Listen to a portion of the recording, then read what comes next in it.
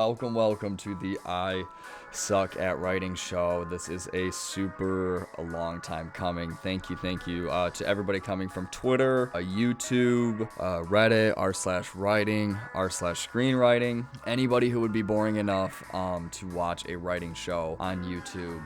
The premise of this show is going to be a little bit different, but I cannot tell you about the premise of the show without telling you a little bit about myself. This is being hosted by a complete amateur. I've maybe written 10 to 12 scripts in my lifetime. I've been online published, but we all know that shit doesn't count. So I truly do mean it when I say I suck at writing. I just put a show at the end of it. So to get into the premise of the show, I just finished a pilot that I probably sold 2 years of my life to. I've only shown it to a handful of people, and now I want to post it on the internet and have you guys shit all over it. The point being, we'll be going over 2 to 3 pages of my pilot that I just finished each week. After that, I want to hear what you guys have to say about the script in the comments, and we'll be going over those comments and that critiquing each week. I'm going to provide commentary over what I wrote and explain what I was thinking in particular situations. And I want to see what you guys like and don't like. And in the end, I hope to have rewritten something that was mine together with the audience and having it be ours. I think it's a premise that screenwriting nerds would only understand. So now we can get into the first episode and I can show you what I'm talking about. This is my pilot, The Fiction of Deities. It's an adult animation based in space mythology. I'd rather hear what you guys have to say about it. Now, I will say I'm a f***ed up individual. This is for mature audiences and I write weird. Without further ado, let's get into the first page. All right, thank you for putting up with the YouTube personality for a second. I'm going to leave the link of The Fiction of Deities, written by me, in the link below, and I encourage you to follow along as we go. After you've heard what I have to say about my work, I want to hear what you have to say about my work week by week in the comments. Here's the first page from The Fiction of Deities. Exterior, depths of space. We open on the airy, empty darkness of space, backdropped by the twinkling cosmos. A green energy illuminates the darkness around a set of glowing hands, revealing Topay, angelic and fairy-like. She takes her time and uses a large amount of energy to handcraft a planet. We watch her confidently fly through space as she uses her hands to create a whole cosmos out of thin air. Exterior, Topay's planet. We watch organisms of the planet engage in Earth-like behavior. Love, lore, triumph, failure, death. Topay takes her time admiring her creations. She flies away, gathering distance from the planet, then telepathically pushes it into space, causing the planet to float away into the abyss. Fade in. Exterior. Space. The other side of the universe. We follow the planet as it roars through the universe until red, sinister weather begins to populate and encroach on its atmosphere. Exterior. Planet. The organisms of the planet are uneasy and predict impending doom.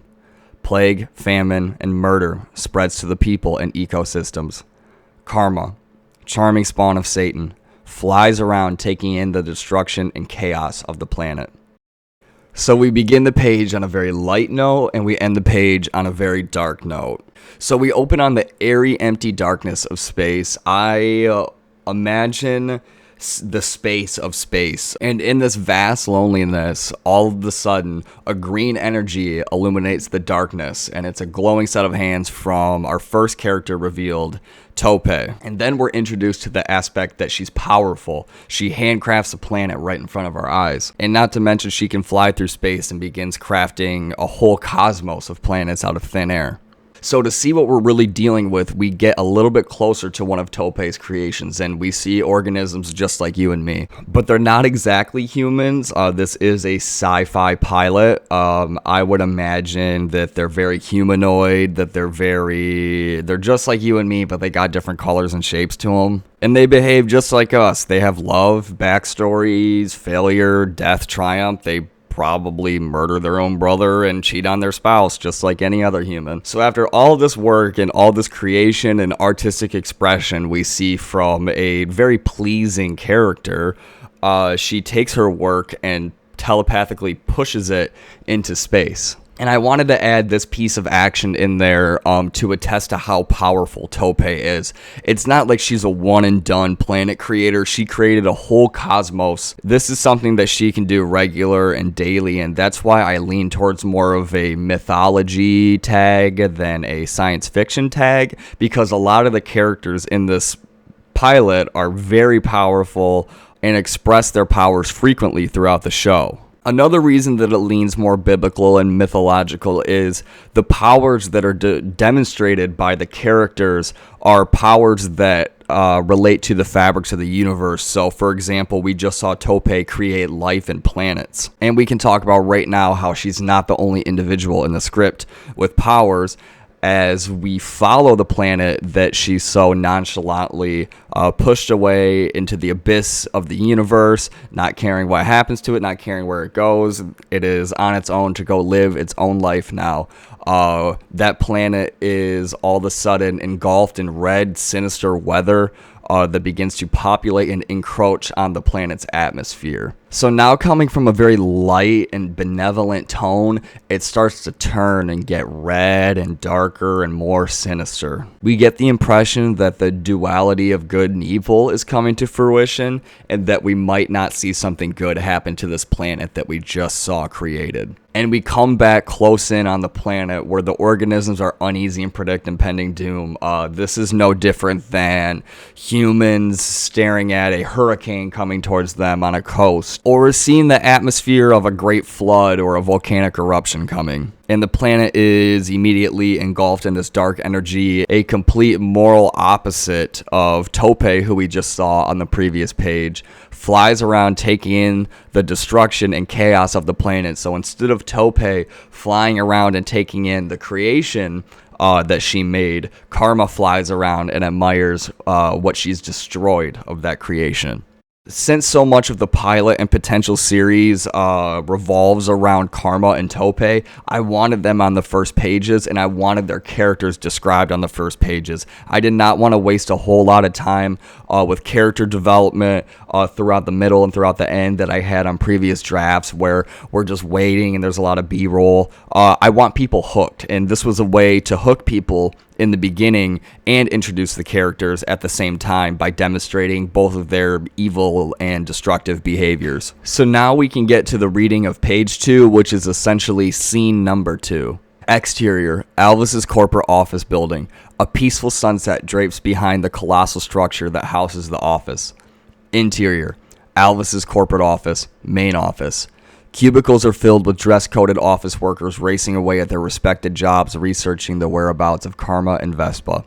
Torm, short, submissive, humanoid alien in his 40s, paces through the different departments. Come on, Alvis. How come I can't ever find you? Torm stops in the middle of the office. First person to tell me where Alvis is gets the rest of the day off.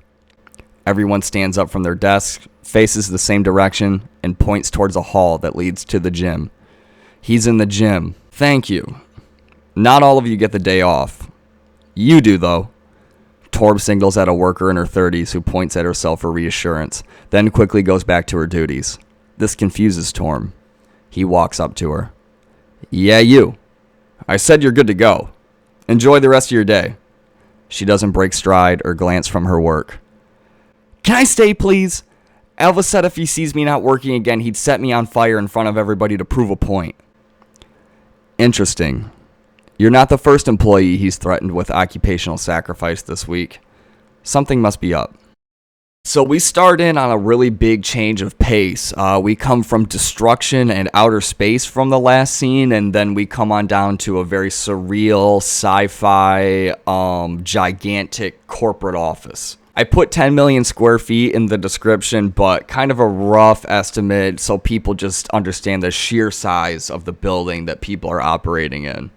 Now, this is Alvis's corporate office building, who's a character that has not been introduced yet, but we can already get the impression that he's large and in charge because his office is 10 million square feet. It's in a corporate Americanized cubicle-style office filled with dress-coded workers who all had the same job to be constantly researching and constantly developing the whereabouts of Karma and Vespa. Another dead giveaway of how important Alvis is, nobody can find him in his own building. He's got Torm looking all over for him, and he's super stressed out about it. And nobody is speaking in this office. This is straight up work. So when Torm speaks up and interrupts everybody, it's like he's snapping them out of a trance. He's snapping them out of their work. First person to tell me where Elvis is gets the rest of the day off. I don't know how many places you've worked at that have offered you lack of employment as a reward. But it sounds like in this environment, it would be a hot commodity to come by if it's offered up for information. And Torm appears to be the only one that's out of the loop because everyone stands up from their desk, points in the same direction, and says the same thing. He's in the gym. Torm thanks him but knows he can't give everybody the day off, so he selects one person at random. When bestowing this employee with such gratitude to go home early and probably enjoy the rest of her day, she doesn't break stride and continues to work even harder. And this is something that's probably really weird to Torm, because reading back on this, I'm realizing how I did such a poor job of describing how hard these people are working and how this isn't a typical 9 to 5, you get to go home. These people are slaves. These people are stuck here on Elvis's will and Torm's will, trying to find the whereabouts of Karma and Vespa. Torm, being extremely confused, walks up to her and reiterates, "You're good to go home. Enjoy the rest of your day." And she snaps back, begging to stay, saying that if Elvis sees her not working, he threatened her with occupational sacrifice, which she doesn't know what that means, and Torm doesn't know what that means, and Torm doesn't want to see that happen to one of his employees as much as his employee doesn't want to lose her life, which attests again to how much of a hard ass the character of Elvis must be if he threatened an employee with death and didn't fear the repercussions of it. But we will have to learn about that next week as we are done with the first episode.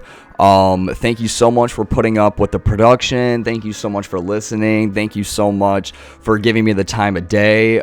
This will be a week-by-week update, week-by-week episode. We'll be going over pages 3 and 4 next week, and I encourage you to follow along as well. And please, please, please tear me apart in the comments. That will be a huge part of the next episode, is talking about what you have to say about the script. So the more you say, the more that you can be brought up in an episode, the better I will get, the better you will get, the better that we'll get together. I'm excited for how this is turning out. Thank you again for watching. I will see you next week.